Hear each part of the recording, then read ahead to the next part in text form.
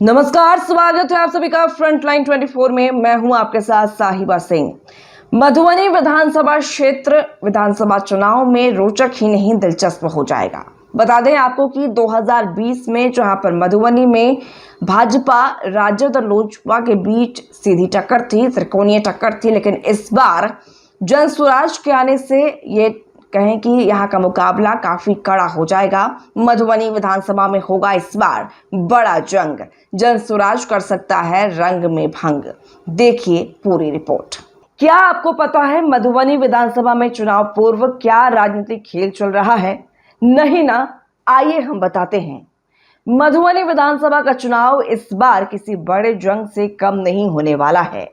राजद से यहां समीर महासेठ फिर मैदान में रहेंगे, इसमें कोई शक नहीं है।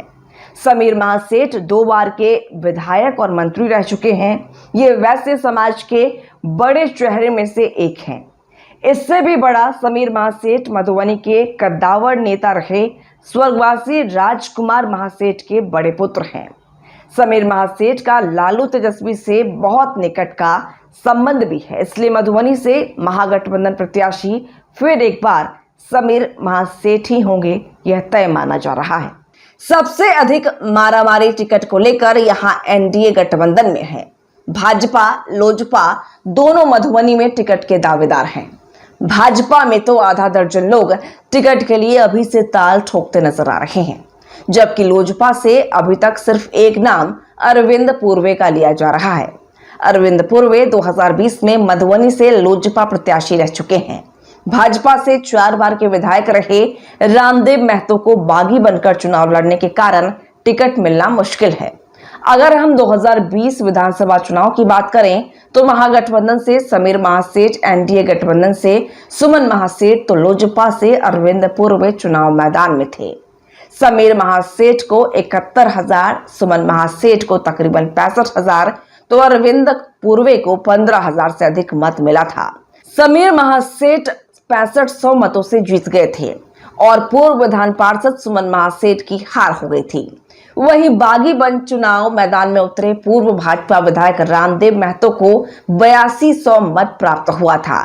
नतीजा हुआ कि एनडीए प्रत्याशी सुमन महासेठ को पराजय का मुंह देखना पड़ा था। इस बार यहाँ कुछ अलग होने वाला है। सुमन महासेठ चुनाव तो लड़ेंगे ही, लेकिन मधुबनी से नहीं।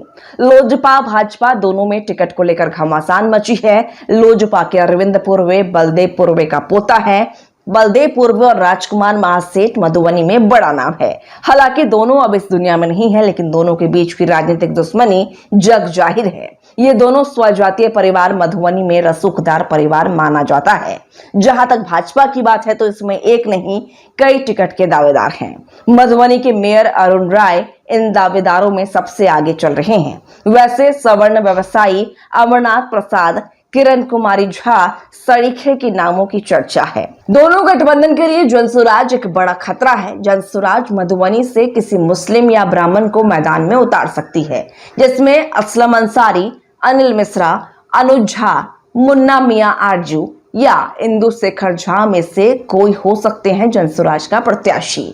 ब्राह्मण प्रत्याशी एनडीए को तो मुस्लिम प्रत्याशी महागठबंधन को नुकसान पहुंचा सकते हैं। महागठबंधन प्रत्याशी समीर महासेठ को इस बार सुमन महासेठ का खुला समर्थन मिलेगा, चूंकि वे इस समय महागठबंधन के साथ हैं। वहीं असलम अंसारी अगर मैदान में आ गए तो महागठबंधन को भारी नुकसान पहुंचा देंगे।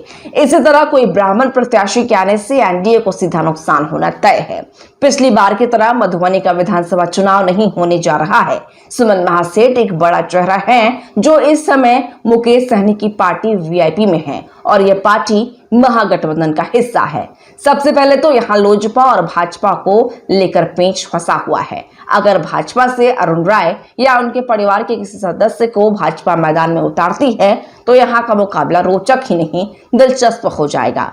चर्चाएं तो बहुत हो रही हैं, लेकिन भीतर खाने में क्या चल रहा है यह कोई नहीं जानता। जो भी हो, इस बार मधुबनी विधानसभा चुनाव में सुर्खियों में रहेगा, यह तय है। विधायक समीर महासेठ के लिए राह आसान नहीं दिख रहा।